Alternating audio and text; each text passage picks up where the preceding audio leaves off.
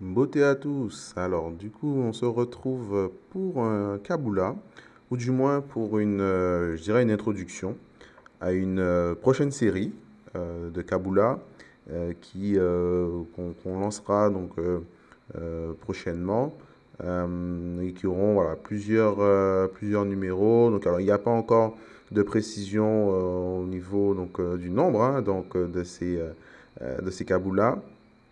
Mais ce sera donc une série que nous allons faire concernant notamment Maasimbi Mbongo et ses lois. Voilà, Maasimbi Mbongo, guide suprême des moyens matériels, des richesses, ou je dirais plus simplement de l'argent, on va dire. Mais c'est avant tout, voilà, je dirais les guides des moyens, hein, qui permettent, moyens matériels, hein, les moyens auxquels on peut avoir accès au sein de la matière.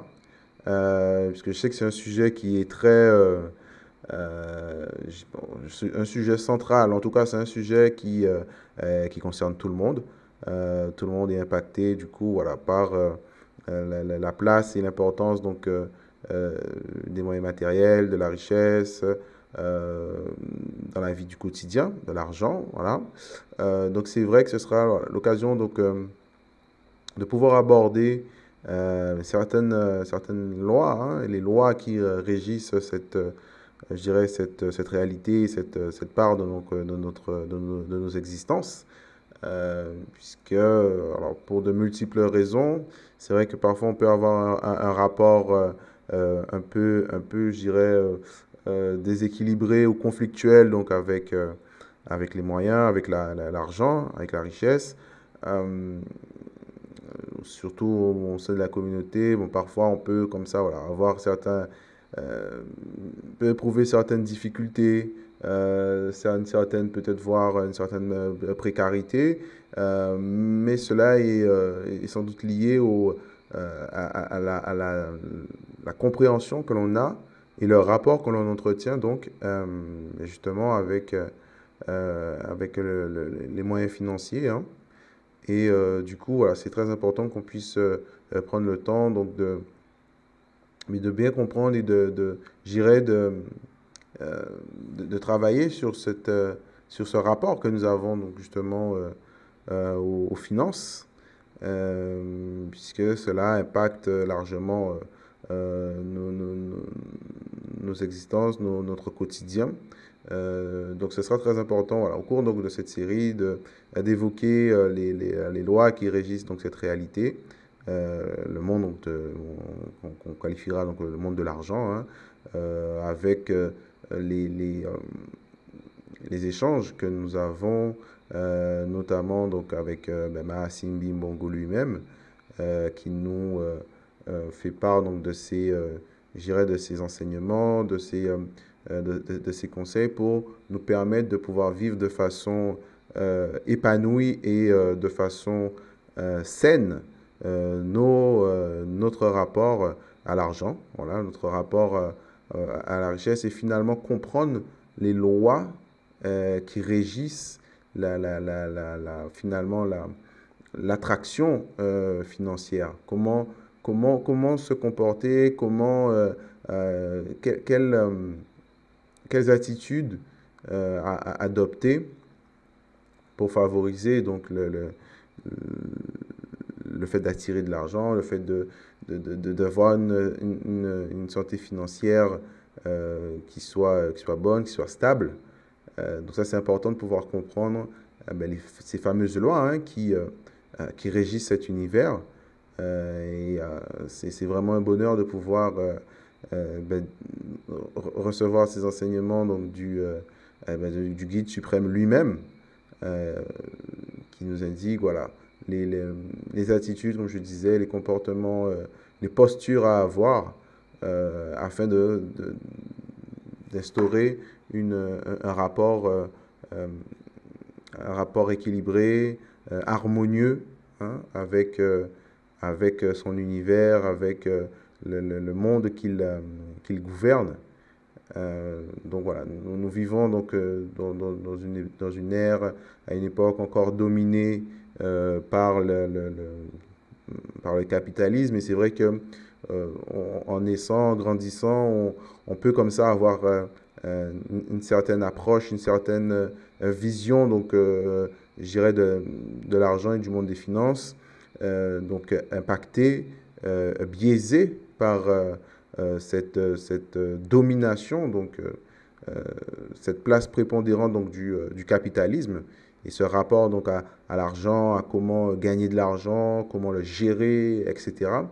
Mais il est important voilà, pour nous qu'aujourd'hui nous puissions avoir un rapport nouveau qui puisse être revu à la lumière donc, de nos valeurs traditionnelles, valeurs ancestrales, dans cette nouvelle ère, l'ère qui s'ouvre aujourd'hui, cette ère qui s'ouvre à nous, hein, cette fameuse ère du Verseau. Voilà, je pense qu'il est très important de pouvoir reconsidérer les rapports que nous avons avec, avec la matière, hein, avec le,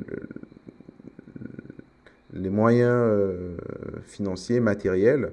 Et d'ailleurs, cela fait partie d'un sujet d'étude hein, sur lequel nous travaillons déjà depuis un certain nombre de temps et nous aurons l'occasion donc sans doute de pouvoir nous exprimer et aborder donc cette question, hein, les travaux effectués sur cette question, sur finalement de façon générale la vision et la conception donc de l'économie hein, et du rapport à l'économie et donc aux finances.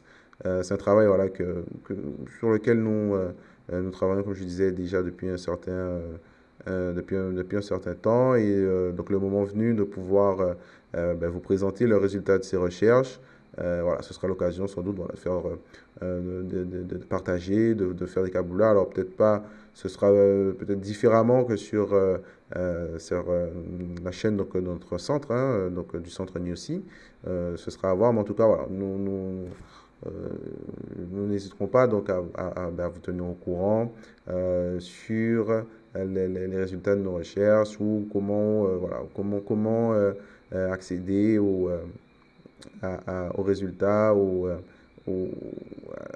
à ce que aux conclusions auxquelles voilà, nous sommes parvenus. L'idée étant, à travers nos travaux, de toujours garder comme ligne conductrice et ceci déjà avant de rencontrer et d'arriver à l'école Kimuntu, mais de suivre voilà, ces principes chers à l'Ubuntu, hein, ou autrement dit au Bumuntu.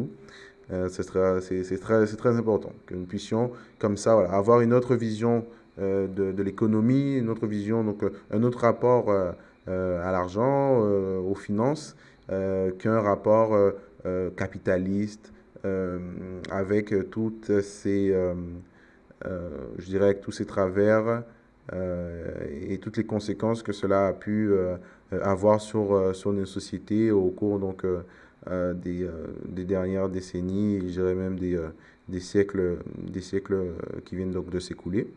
Mais voilà, donc du coup, c'est un sujet, je pense, qui, qui, qu'à peu près tout le monde se sent concerné hein, par cette question, puisque certes, nous parlons beaucoup donc, de spiritualité, nous vivons, nous partageons les expériences donc, de ces réalités hein, liées à la spiritualité. Mais il est important de rappeler, de bien comprendre que toute vie spirituelle, pour qu'elle soit saine, équilibrée et nous permette donc de nous structurer afin de pouvoir prétendre au Kunahaka, à l'ascension, cela passe par une vie matérielle également équilibrée.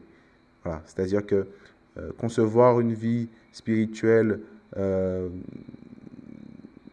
ultra développée, où on médite, où on navigue à travers les dimensions, mais en parallèle avoir une vie matérielle totalement détruite chaotique, ça n'aurait pas de sens. D'accord? Ça n'aurait pas de sens. Donc, du coup, c'est vrai qu'il est important de comprendre la notion donc, euh, d'une vie matérielle équilibrée afin de pouvoir vivre pleinement et sainement sa vie spirituelle et donc de pouvoir établir également voilà, ce lien, ce pont, cet équilibre entre, je dirais, bien-être matériel et évolution, je dirais, on va dire, pour résumer, pour faire simple, hein, pour qu'on se comprenne, on va dire, donc évolution spirituelle. Voilà. Même si la spiritualité telle que nous l'entendons n'est qu'une étape dans le processus d'élévation. Voilà. C'est pas simplement la spiritualité pour la spiritualité, pour méditer, pour accéder aux facultés parapsychiques, la clairvoyance, la clairaudience, etc. Lorsqu'on parle de vivre la spiritualité étant qu'une étape, une étape permettant ensuite de pouvoir accéder à ce qu'on appelle donc, le Ngangu, donc l'intelligence multidimensionnelle qui permet voilà, d'être au-delà je dirais, la maîtrise de capacités extrasensorielles. Voilà, donc ça c'est important de quand même préciser cela. Mais donc à travers ben, cette série, hein, à travers ces différents Kabbalah, là nous aborderons effectivement donc, les principes, les lois qui permettent d'appréhender, de bien comprendre, je dirais, le fonctionnement donc, de, du monde de la matière et également donc, voilà, des commandements, je dirais, si je peux me permettre hein, l'expression, du guide donc, de la matière, à savoir Mahasimbi Mbongo. Donc ce sera, donc j'espère que c'est une série qui vous intéressera, qui vous plaira. Donc comme je disais, voilà, on abordera, on fera des Kabbalah régulièrement, en tout cas pour aborder chaque principe, voilà, pour prendre le temps de bien développer sur chaque aspect, chaque loi importante donc, donc de Mahasimbi Mbongo et également pouvoir établir notamment le lien entre Mahasimbi Mbongo et Mahasimbi Ntangu, donc guide suprême du temps, voilà, et de faire justement ce rapport entre faire le lien qu'il y a entre donc, les moyens matériels, entre l'argent et le fait de gagner de l'argent et le temps, donc la notion du temps. Voilà, donc ça sont des éléments que nous aurons l'occasion donc effectivement d'aborder, hein, de partager ensemble, et en espérant voilà, que ça puisse nous aider à grandir ensemble, à nous structurer, à nous organiser et à pouvoir voilà, bâtir un socle solide pour que puissent de nouveau émerger nos sociétés et nos civilisations. Donc, Matondo à vous, et puis voilà, je vous dis donc à bientôt donc, pour le partage donc, de ces nouveaux Kabbalah sur Mahasimbi Mbongo et ses lois. Zola.